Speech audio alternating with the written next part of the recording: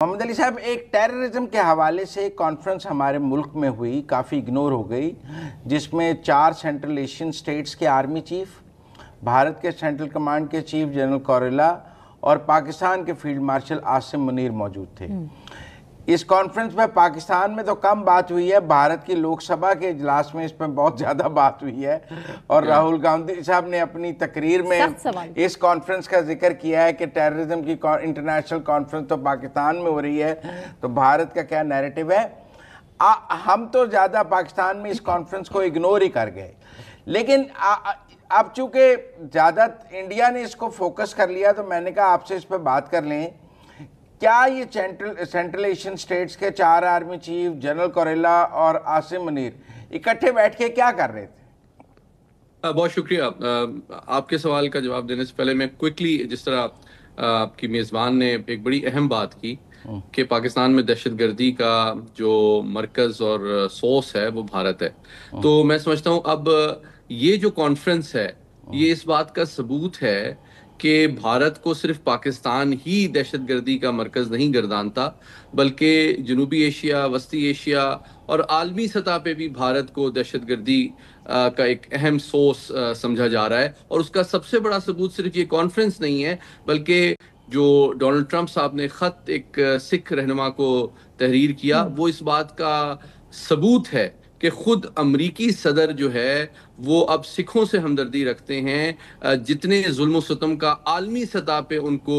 بھارتی اسٹیبلشمنٹ اور ریاست کی جانب سے سامنا کرنا پڑ رہا ہے۔ تو میں کہنا یہ چاہتا ہوں ابتدائی کلمات کے طور پہ کہ بھارت جو ہے اب صرف پاکستان کے اندر دہشت گردی نہیں پھیلا رہا، وہ جنوبی ایشیا کے اور اپنے تمام ہمسایہ ممالک میں بہت زبردست تجربہ اور مہارت رکھتا ہے دہشت گردی کی پشت پناہی کا، اور اب وہ عالمی طاقتیں خصوصاً امریکہ جس کا وہ تصویراتی حلیف بھی تھا،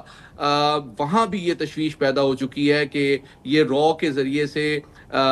جو اپنے سیاسی مخالفین کو ہلاک کرنے کے لیے جو لوگ بھیجتے ہیں وہ امریکہ کی قومی سلامتی کے لیے بھی خطرہ ہے۔ تو یہ پاکستان کی ایک طرح سے سفارتی سطح پہ بہت بڑی کامیابی ہے۔ اب میں آتا ہوں آپ کی یہ جو کانفرنس کا آپ نے حوالہ دیا، میں سمجھتا ہوں کہ جو آپریشن بنیان المرصوص کی میں سمجھتا ہوں ایک تاریخی کامیابی کے بعد بھارت کو نہ صرف داخلی سطح پہ ان کی حکومت بہت کمزور ہو چکی ہے، بہت شدید دباؤ اور تنقید کا سامنا کر رہی ہے لوک سبھا میں بھی، اور اس کے ساتھ ہی ساتھ سیاسی حلقوں کے ساتھ ساتھ وہاں کے جو سنجیدہ اور کہنہ مشق سفارتکار اور اسٹریٹجک تھنکرز بھی ہیں، ان کے پرانے نیشنل سیکیورٹی ایڈوائزر تھے شیو شنکر مینن، ان کے پرانے ہائی کمشنر تھے پاکستان میں راگھوان صاحب، وہ بھی سمجھتے ہیں کہ بھارت نے بہت غیر ذمہ داری کا مظاہرہ کیا ہے پاکستان پہ حملہ کر کے، اور اب چونکہ پچھلے چند ماہ میں انہوں نے منہ کی کھائی ہے تو اب وہ زیادہ شد و مت سے پشت پناہی کی کوشش کر رہے ہیں T T P, B L A وغیرہ کی، اور اس حوالے سے پاکستان کی جو حکمت عملی ہے وہ تین اس کے پہلو ہیں۔ پہلا پہلو جو ہے وہ سفارتی اور بڑا امپورٹنٹ ہے کہ ہم اپنے مغربی ہمسایوں جن کی سرحدیں بدقسمتی سے بھارت کی دہشت گرد اسپانسر تنظیمیں استعمال کرتی رہی ہیں، ان کو قائل کریں کہ یہ ہم دونوں کے مشترکہ دشمن ہیں۔ اور اس حوالے سے افغانستان کے ساتھ بھی ہمارے 2 بڑے امپورٹنٹ انگیجمنٹس ہوئے ہیں۔ آپ نے دیکھا کہ ہمارے نائب وزیر اعظم نے بھی حال میں کابل کا دورہ کیا، سی پیک کو ہم ایکسٹینڈ کر رہے ہیں ایک انسینٹیو کے طور پہ، ساتھ ہی ساتھ ازبکستان، پاکستان اور افغانستان کے درمیان ایک ٹرین بھی شروع کرنے کی بات ہو رہی ہے، اور ساتھ ہی ساتھ ایران سے بھی ابھی 2 تاریخ کو ایران کے صدر بھی پاکستان آ رہے ہیں، جس میں یقینی طور پہ ہم مشترکہ دشمنوں کو آئسولیٹ کرنے کے اوپر غور کریں گے۔ اب ہم آتے ہیں یہ جو 4 سینٹرل ایشیا کے ممالک کی